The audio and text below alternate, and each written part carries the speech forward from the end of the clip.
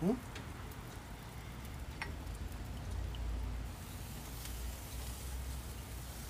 All right, everybody. This is Moxey. Welcome to another episode of Moxey Confession. Because of the COVID-19, I confess all the dumb shit that I've done over the years. Uh, it's been 7 years since these crap happened, so no one could arrest me because they ain't that bad. You know what I mean? But I want to thank you for those of you who watched the video just before this of me and LJ doing our little experiment with the rocket, teaching them about pressure and combustion. Y'all don't know that I actually wanted to be the first Bahamian astronaut. Yep, that's what I want. So I used to build rockets from the age, believe it or not, from the age of 6, 7. I used to build rockets, shoot them off. My sisters and brothers could tell y'all that that's what I wanted to be. That's what I was studying to be. When I found out that NASA wasn't going to Mars no more, I said, F it, I'm going to go do something else. But I used to build those rockets, and like everyone who knows me know that I'm from a very big family. When you're from a big family, there's always someone else to blame.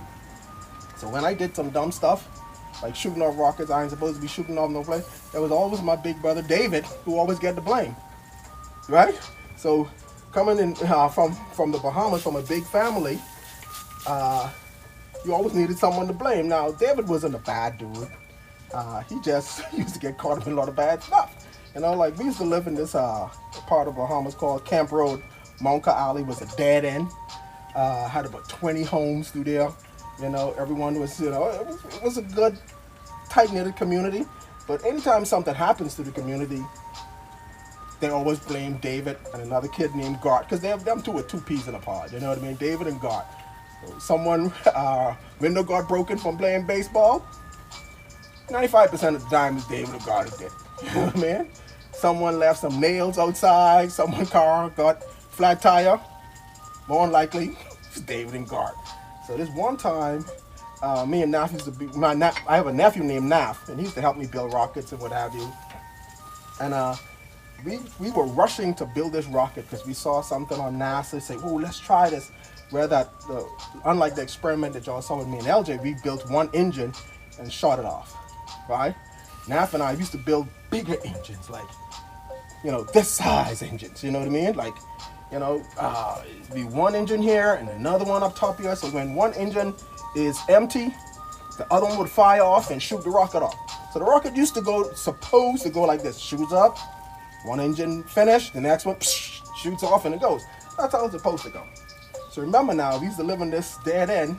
Our home was like all the way to the end. That's LJ, by the way, making beats over there on the Mac. So just disregard him. He's pretty good at it. So we'll just have him doing some beats for us for this episode. You know what I mean? So we used to live in this dead end. Our home was all the way to the end, to the dead end, right? There were like 4 or 5 other homes on that same side, but to the very tip top of that road, to that T junction, was a bush. It was about, I would say, 100 by 200, right? But it was a lot of bush. It wasn't no one's property, so nothing was developed on. There was no house on it, nothing like that, right? And so Naf and I lit this rocket off that we built, and we built it quickly. We didn't double check our calculations. We just built the rocket. Rocket off, and rocket was supposed to go up in the air. First engine fires off, second engine fire off, and it's supposed to keep going, so we couldn't see it no more. But it didn't work that way because our calculations were a little off. So the first rocket ran off, the first engine shot off, the rocket ran good. We looking at it, yeah, boy, it looked good. And all of a sudden, it stalled, and it started to come back down. And when it was coming back down, that second engine lit, boy. And guess where that shit landed? Right in that empty bush. Now, it's important to note that on the side of that empty bush was my actual oldest brother's house. So he used to live through the same corner as the rest of the family, lived there, and the bush was right on the side of his house. And anyone know the Bahamas, during the summer, it's dry. And that rocket hit that bush, and that engine continued to fire. And that bush went woof. And me and Naf went, oh shit. We scattered. He went someplace, I ran someplace, but I'm thinking in my head, you know something? Something goes bad, David and God get the blame for this. But a bad part of me and Naf calculation was, see, David and God was so bad that the parents got together and said, you know something? We are going to send them somewhere so they can get right. So that weekend, David and God was actually at the Boys Brigade center, so they wasn't around to take the blame. So it was just me and Naf, baby. So I ran inside, tell Mom, said, look, me and Naf messed up.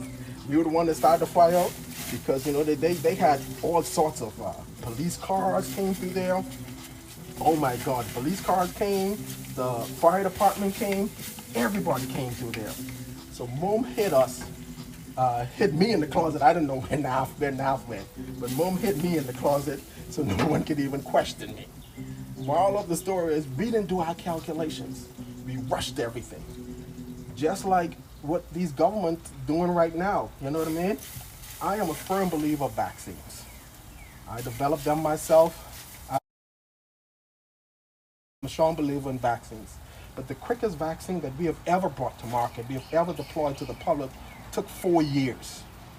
So I just want everyone to slow down with trying. Yes, we have more technology now, yes, but I don't want the CDC, I don't want these hospital and pharmaceutical companies to rush this thing, because something could go bad, seriously. Also, what we're rushing trying to get back to normal. Forget that bullshit, man. It's over for that. There's no such thing as going back to normal. Okay, going back to normal is not using condoms anymore to just screw anybody. No, it's AIDS now. We can't do that no more, okay? So we ain't back to normal. We won't get back to normal. We just have to adjust, okay? So with the government opening up all these places, it's not going to work because you're rushing. Stop trying to rush to get back to normal, okay? Let's hold out. Let's stay our ass at home. Just because the government open up doesn't mean that you have to. You don't have to go there. You can protect yourself. This stuff is going to get really bad. Just like with me and Naf at that rocket, we didn't do our calculations. We rushed to do this because we were excited. We wanted to accomplish something. Shit went really bad. Okay? But what I want y'all to get all out of this story is that, well, yeah, hold on. Let me deal with these steaks right here first. But let's not rush none. I got some steaks wrapped with bacon here. Big thick steaks wrapped with bacon. Right, and I lost my thought, but I'm gonna get it back. What I want y'all to realize is that, you know, don't be stupid like our government, man. Okay? Just because they stupid doesn't mean that we have to be stupid too. You know what I mean? Stay our ass at home. Don't rush. If your researchers out there, you listening to me? Don't rush this thing, man. I'm not gonna rush my research. You don't rush yours. Let's take our time because medical doctors need the scientists to get this shit right, man. We have to get it right. We can't let the politicians threaten us to do some dumb shit that will cause I Am Legend and Walking Dead shit. Oh, y'all don't realize. Look on the CDC website. The CDC actually have guidelines of surviving a zombie attack. So if the CDC have guidelines to survive a zombie attack, they know that it's plausible. It probably is not going to happen, but they know that it's plausible when it comes to technology and how the body works. Okay, when it comes to science, it's plausible. So, hey man, y'all chill out. This is your boy Moxey. I confess that I was the one that burned down the bush. That was many years ago. Damn it, I was 8. You know what I mean? So if y'all gonna tell my big brother that I was the one that burned down his house, burned down the bush on the side of his house that almost caught his house on fire, you know, Junior, I'm sorry. It was me. Shit, I'm in Alabama now. You can't even fly here because they have the airplane and the airport's closed. So by the time they open up the airports, you should be calmed down by then. All right, bro, I love you.